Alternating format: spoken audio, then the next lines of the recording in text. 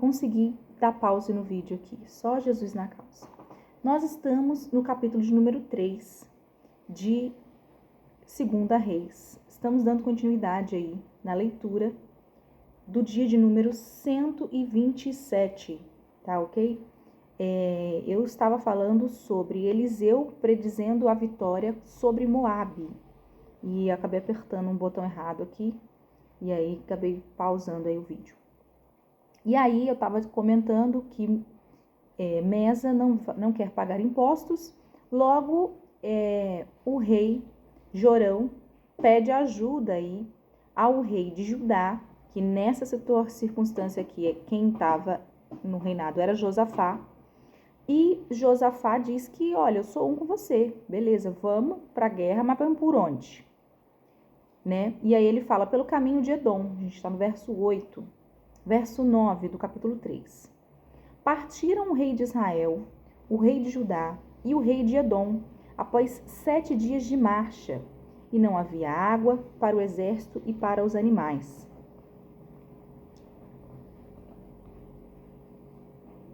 Então, durante 7 dias eles foram e não tinha água para beber, nem para eles, nem para os animais.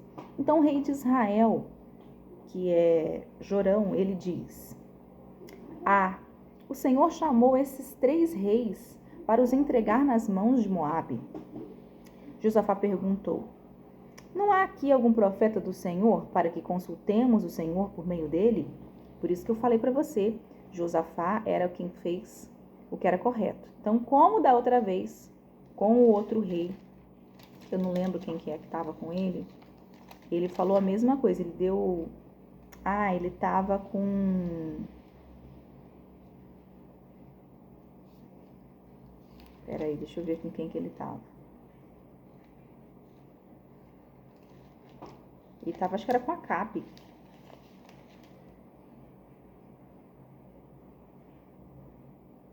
Era com Acabe.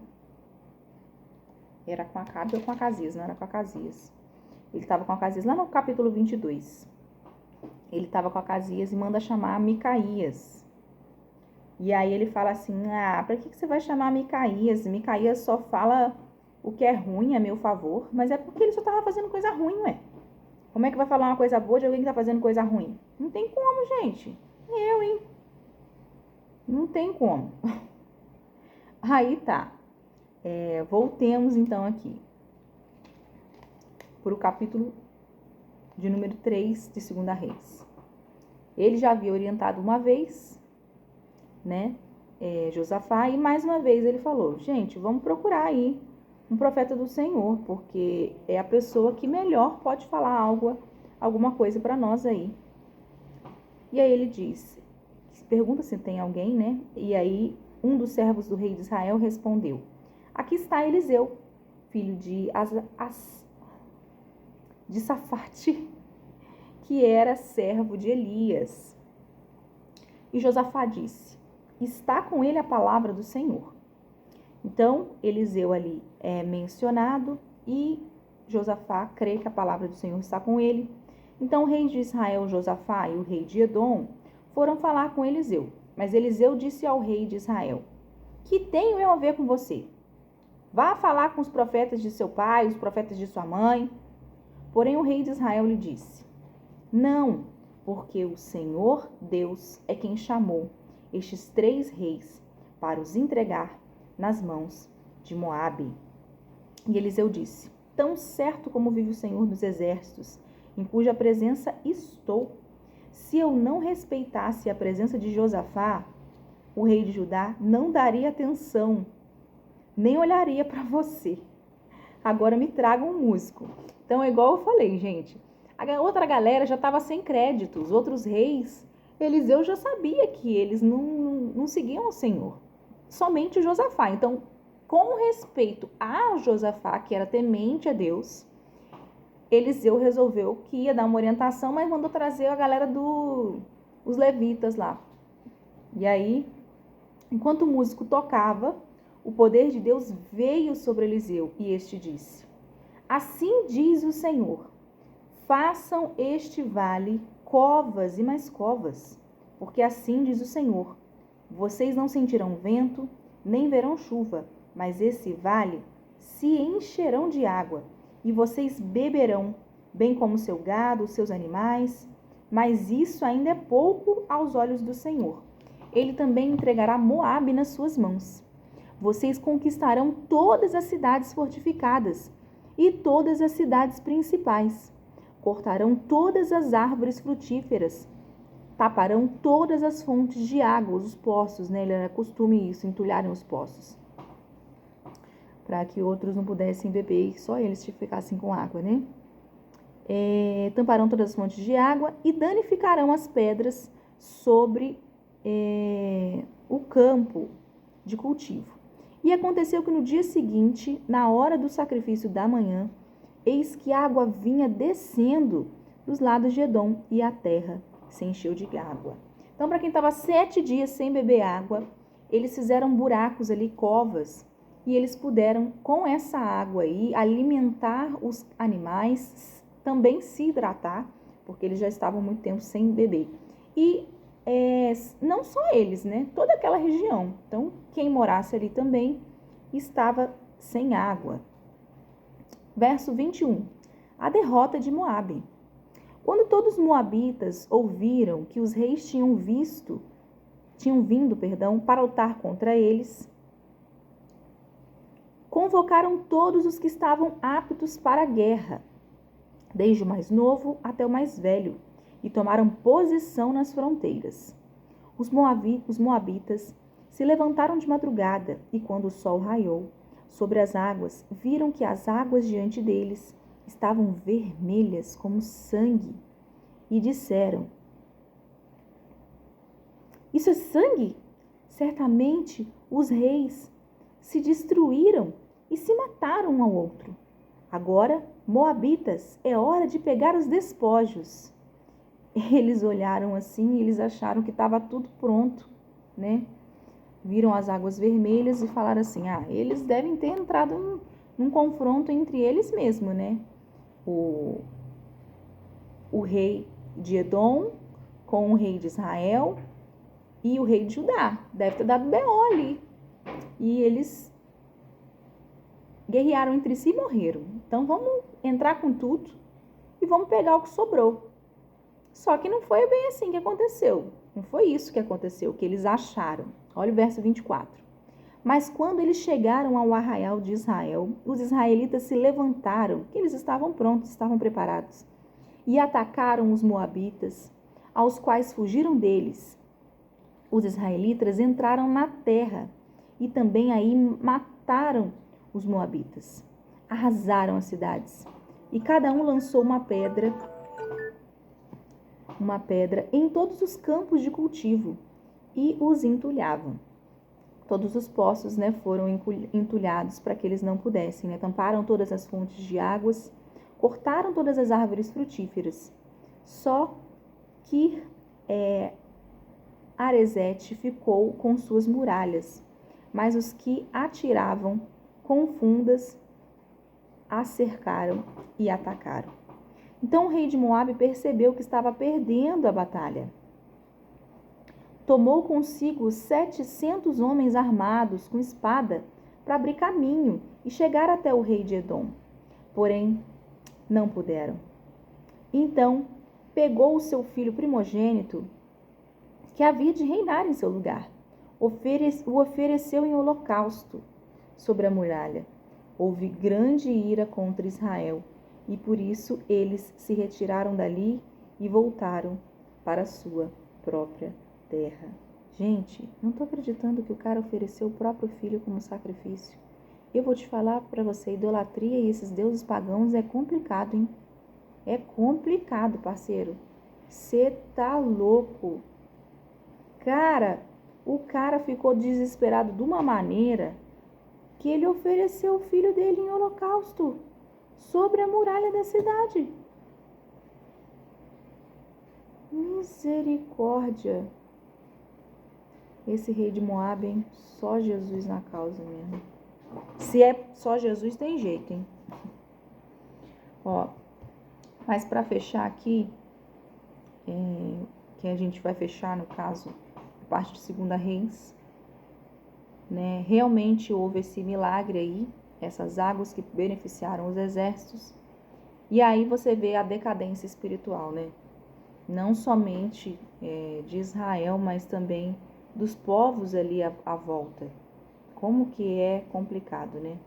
Daqui para frente você vai ver batalhas, intervenções de Deus. Você vai ver que é importante a gente ter fé e obedecer a Deus, independente de qualquer coisa, aos líderes espirituais que o Senhor coloca nas nossas vidas. Isso que é importante. Para a gente finalizar o dia de número 127, vamos de Lucas, capítulo de número 24. 24, do 1 ao 35.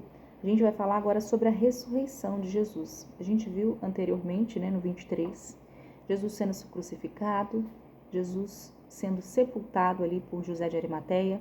E agora no 24, ele é ressurreto. O sepulcro foi encontrado vazio.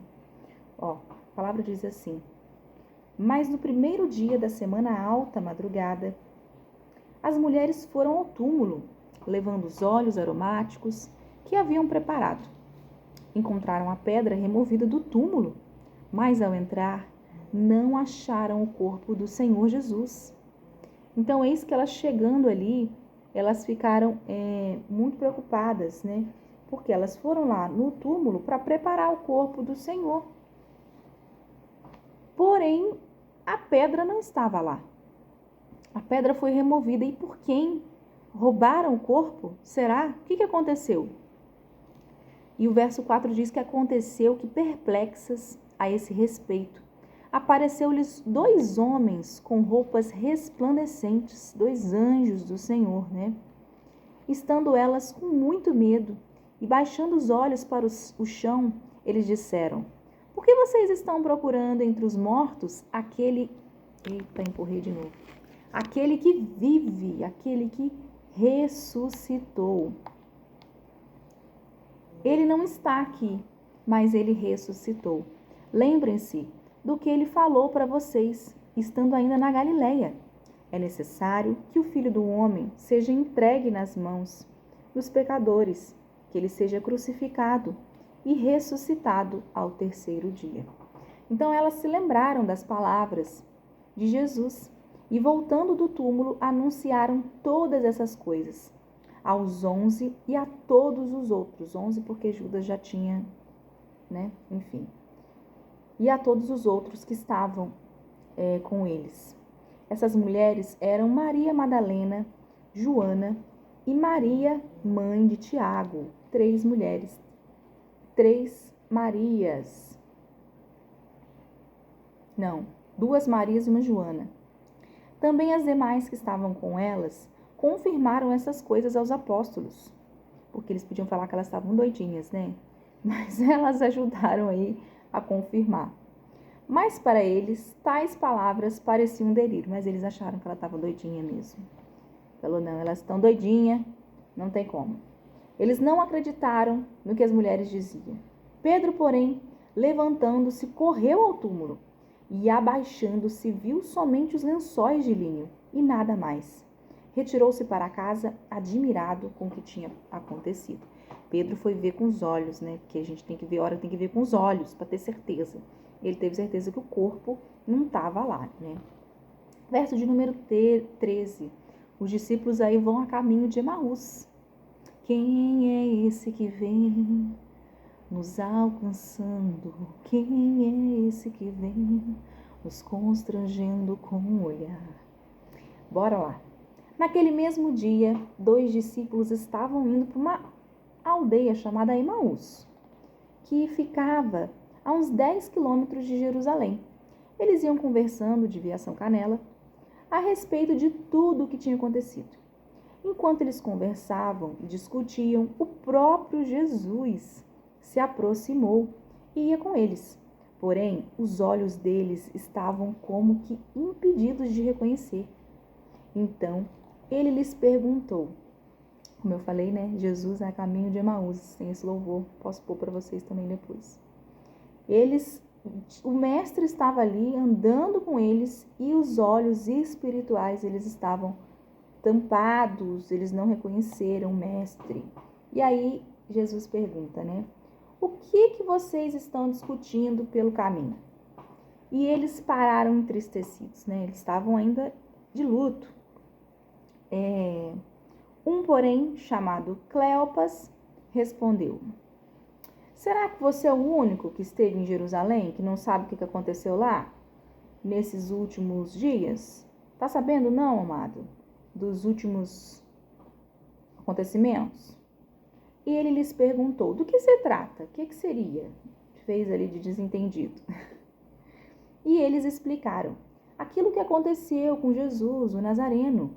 Ele era profeta poderoso em obras e palavra, diante de Deus e de todo o povo. E como os principais sacerdotes e as nossas autoridades, né? O entregaram para ser condenado à morte. Brincadeira, né? E crucificaram. Nós esperamos que fosse ele quem ia de redimir a Israel. Nós achamos que ele ia ser o rei, né? Que ele ia se levantar. Mas depois de tudo isso, já estamos no terceiro dia, desde que essas coisas aconteceram. Então, acho que ele não vai ser rei, não. É verdade também que algumas mulheres do nosso grupo nos surpreenderam indo de madrugada ao túmulo e não achando o corpo de Jesus. Voltaram dizendo que tinham tido uma visão dos anjos, as quais elas afirmam que ele vive, né? Que ele ainda está aí.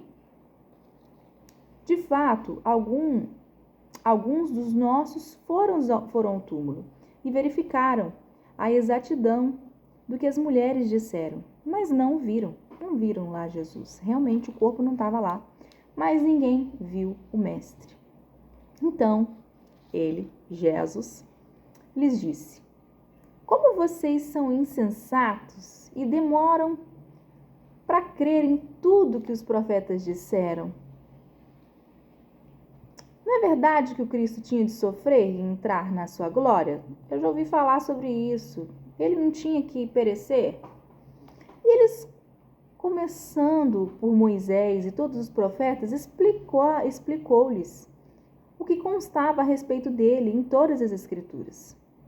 Quando se aproximavam da aldeia para onde iam, ele fez menção de passar adiante, mas eles o convenceram a ficar, dizendo, fique conosco, porque é tarde, e o dia já está chegando ao fim. Então,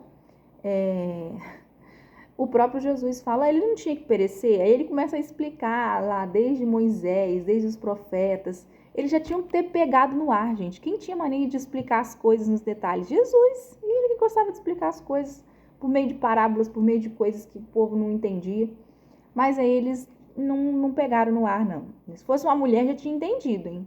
Mas enfim, os homens são distraídos.